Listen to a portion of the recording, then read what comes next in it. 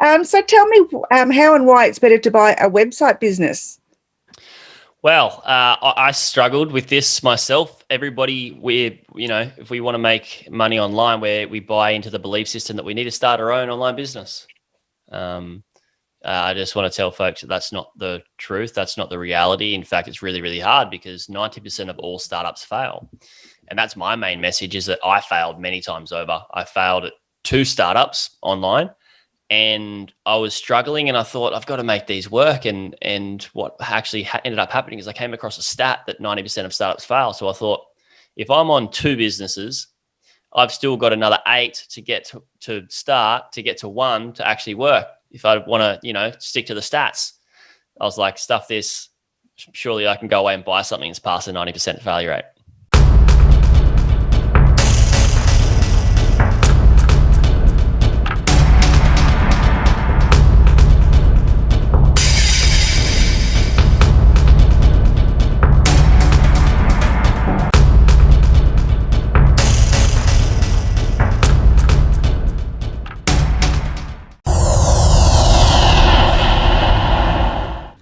Talking with the experts.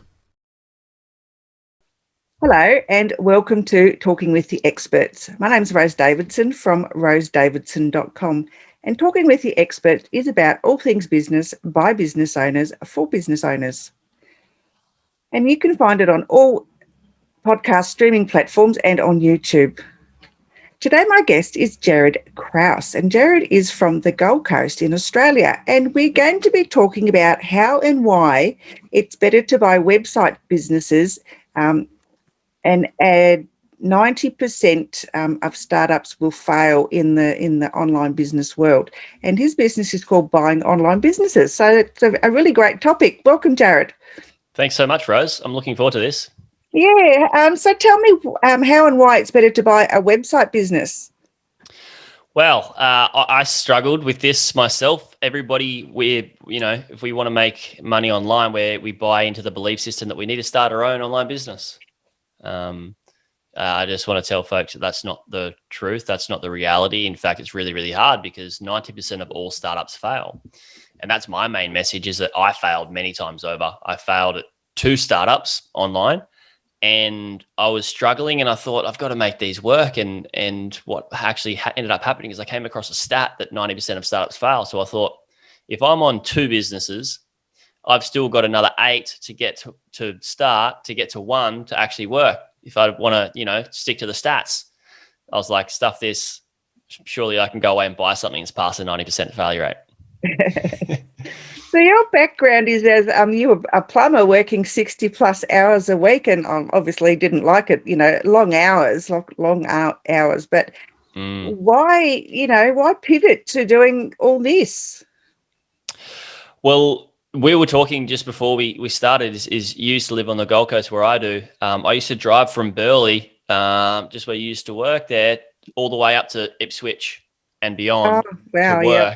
And then come home. So I'd wake up at 4 o'clock in the morning and drive out there to get there at like 5:30 for a 6 o'clock start or a 6 o'clock start, and then work till whatever, like 6 o'clock, 4 to 6, in between those PM times. And then I'd jump in the car and have to do the commute home, and did that 6 days a week. And then on Sunday, I just I had no life. I was too tired to do anything. And that's what made me pivot, is like, I can't be on the tools. I didn't want to be that old guy with the white hair pushing burrows of mud around, with the durry hanging out my mouth. Yeah. I didn't want to have a broken body, and I wanted to have a lifestyle. It wasn't an easy pivot, as you could imagine, like being a plumber to this whole world. Yeah, it's different. It must have been a little bit challenging for you to learn, all the back end setup of, how to go digital. If you're just used to being on the tools all the time, and unless you are fairly tech savvy in the first place. Yeah, it was. I mean, I started playing around with blogs and WordPress and all that sort of stuff. And I mean, I still don't know much technical stuff now, like really deep tech. and I'm glad I don't, because I've got team for that. And I sort all that stuff out now. At the start, I had to learn, a little bit to get through. And I mean, luckily we've got Google, right? Like Google has been my whole university, and whenever something happens, I just get onto a tutorial, just like what we would do if we were going to, bake a cake or do a renovation at home, is we can get on YouTube. Oh, tell Google. Google is just like knows everything. Yeah. And YouTube has saved my life heaps of times. Yeah. Yeah. So it was a tricky road, but I mean, I'm so glad I made it through. Like at the start, there's not really many. I'm sure most people listening don't even know that you can buy website businesses. Most people don't even know it exists. And so I started about 8-9 years ago, and there was actually nobody teaching this stuff, which is what my push was. Is that a lot of people were like, "Hey, dude, like, how can you quit your job?" And I was traveling a lot at the time. So I had 3 businesses at the time in 2016. I had 3 businesses traveling through Central and South America surfing. And people were like, you need to teach me this stuff. And the need was there. And I even needed it when I started. It just wasn't there. So that's what pushed me into teaching this. Yeah, but so how does one go about, doing what you teach? So like how does one buy a website?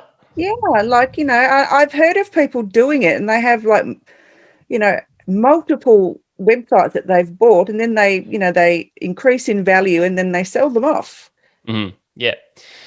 How you get started, it's very similar to investing in property, really, is when you go away and you want to buy a property investment, you go to the real estate agent, right? You go to the broker.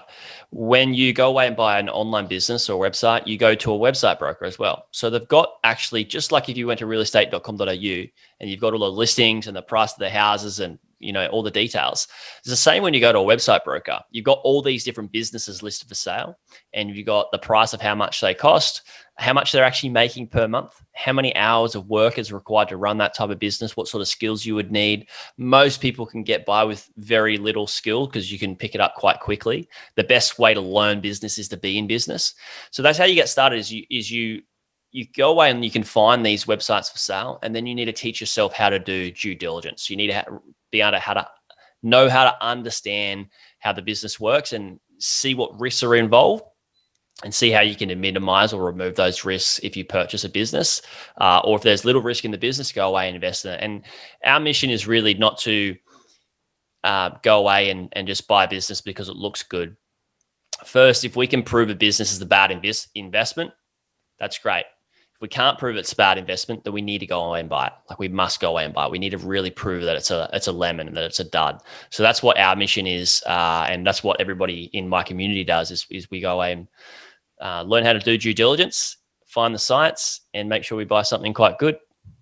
Yeah. So what's the due diligence that you would have to do to, you're not, getting burnt? Yeah. So, like any business, there's traffic coming in and out of your shop or your website. So you need to check the traffic. You see if the traffic's trending up, down, sideways, and why. The key question you need to be asking throughout all of due diligence is why is this operating the way it is, and understanding it. So checking out the traffic, checking out the marketing. You need to be doing like an SEO, like small SEO audit, due diligence on the backlinks and the keywords. Throughout the marketing, you need to be looking at the marketing campaigns. You also need to be able to talk to the seller and ask the seller questions. So have a seller call, and doing financial due diligence is really, really important as well. So checking the profit and loss statement, making sure that everything on the profit and loss statement correlates to what the numbers are that you're seeing in their merchant account online as well.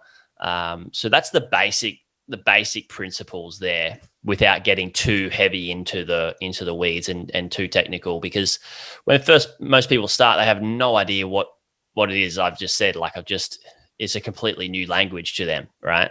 All these abbreviations and SEO and all that sort of stuff. So when I put people through my community, is a lot of people that come in have no experience in the online space, especially like me as a plumber. I actually started teaching Australians who were tradies to do this.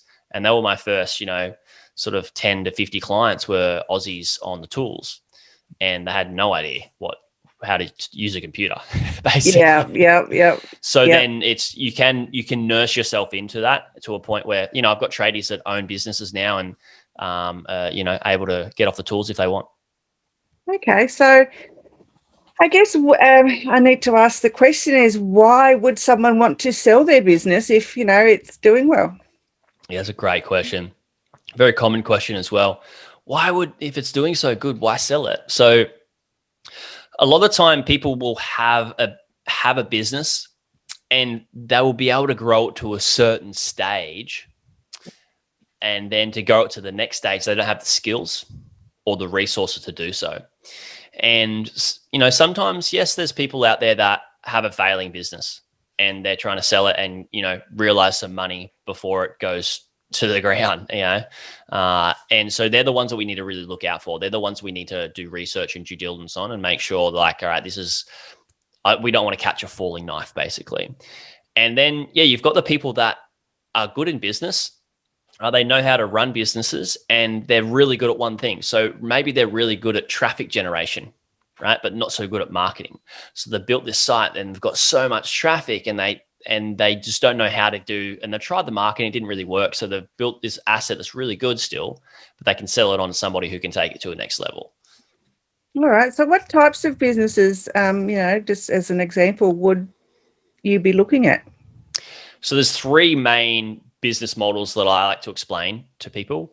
The first one is e-commerce. Most people know what e-commerce is. It's where you can sell products online, right? They can be digital products or physical products, usually physical products, and you can sell them in a number of ways. You can purchase the wholesale stock and put it in your garage or your own warehouse and do self-product distribution, which is what I like to call it. Or you can use an order fulfillment agency or Amazon, where you can purchase all that stock, say, from a wholesaler, and put that into the order fulfillment agency. And Amazon has these as well. And then once an order comes through your website, they'll send it out to the customer for you. Or you can drop ship, which I'm sure a lot of people have heard what drop shipping is you can sell products for wholesale on the site and the wholesalers will send them out for you. So I've owned a number of drop shipping sites myself.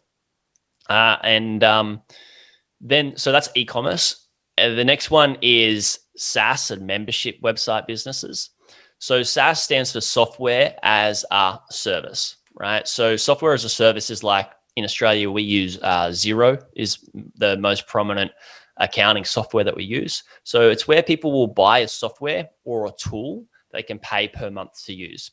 And then we have membership as well, which is also like Netflix, right? And Binge and all these other types of memberships. And they're really, really good business models, because when you're buying that business, you're buying a customer base of people that are already paying every single month. So the business is very scalable and very predictable. So that's the second one. The third one is content websites.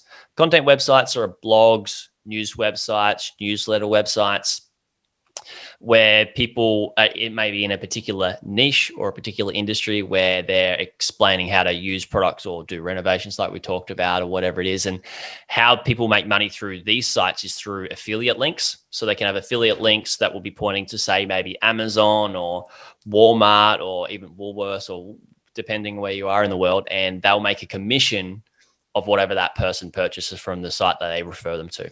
So affiliate links, and also ads as well. So we can have just websites that have a bunch of great blogs, bunch of great content that people like to consume and read, and we can just put ad placements on our website and make some revenue from that. Oh, perfect. And what about service-based websites, service-based businesses?